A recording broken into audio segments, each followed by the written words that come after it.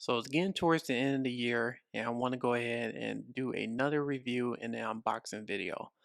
This time I had to take advantage of the Black Friday sales, and I went ahead and purchased the Hisense U8H. So what you see in front is a 65-inch version. The 75-inch and the 55-inch is already sold out, so this is the only size that I could purchase at the moment. But I wanted to do this video because I've been hearing some really great things about Hisense, the UAH specifically, and some of the things that is considered as one of the best mini LED TVs for 2022. I wanted to go ahead and pick this one up and see how this stacks up against my Sony X95K, the 85-inch version, and see if the hype is really real on this Hisense UAH. When it comes to the unboxing of the UAH, I thought it was pretty simple. Nothing was too difficult or challenging when it comes to setting up this TV. I will say for Hisense, you did a really good job as unboxing this TV because I see extra layer of protection, especially on the front screen, that I haven't seen on a Sony or a Samsung TV. So this really speaks volumes as in the packaging of this TV, and I had no dents or scratches on the TV whatsoever, which is a good thing. So right now I'm about to go ahead and lay the TV flat, and I'm about to go ahead and install both the legs. So installing the legs, you have two positions. You have one that's going outward and one that's going inward. So if for people who have wider TV stands or smaller TV stands, you do have two options for that. Hisense provides 4 screws, 2 per leg, and pretty much depending on the position that you're going to have the TV when you're going to set it up on the TV stand, it's really easy to install. So it's nothing that you're going to run into too much trouble. But if you're picking up a 65-inch or a 75-inch screen TV, the UAH, try to have somebody to help you out instead of just doing it by yourself. I'm so used to picking up bigger size TVs, so I really didn't have a problem in that area. But you see how I'm installing the legs, you do have two options. You see the two positions. So I'm doing the outward position instead of the inward because the stand I have is pretty wide, so I'm not going to have an issue. But if you have a smaller stand, then that would be the best option for you. After installing the legs, I went ahead and set the TV back up and went ahead and did the wrapping of the front panel.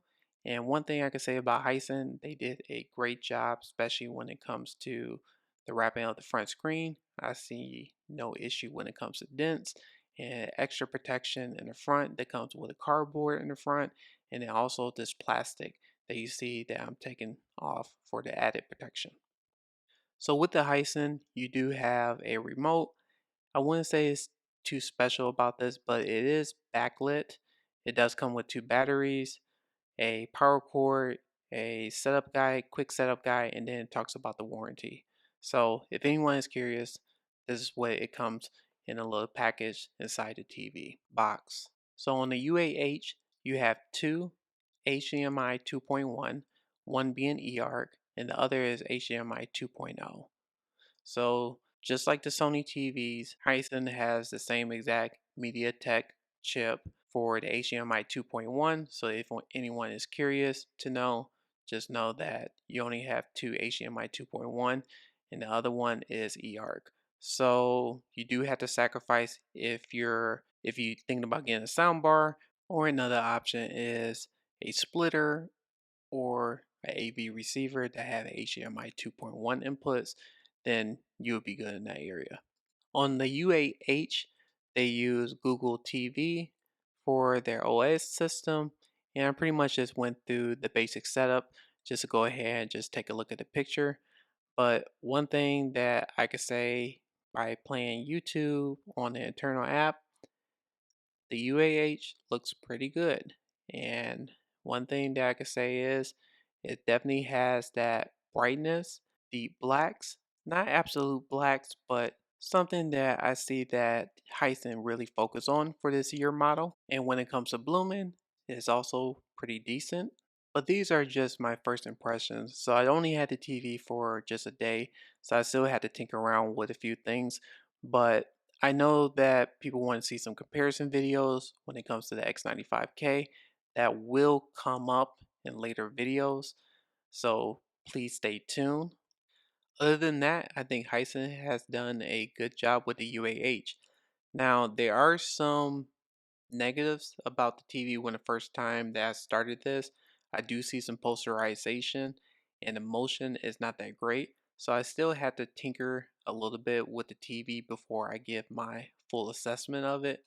But what I see right now and the value that you have with this TV, with it being a mini LED, especially with the brightness and when it comes to the blacks, are decent.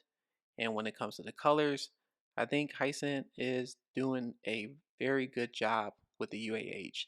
Let me know in the comments what everyone think. Do you think about buying this TV for Black Friday?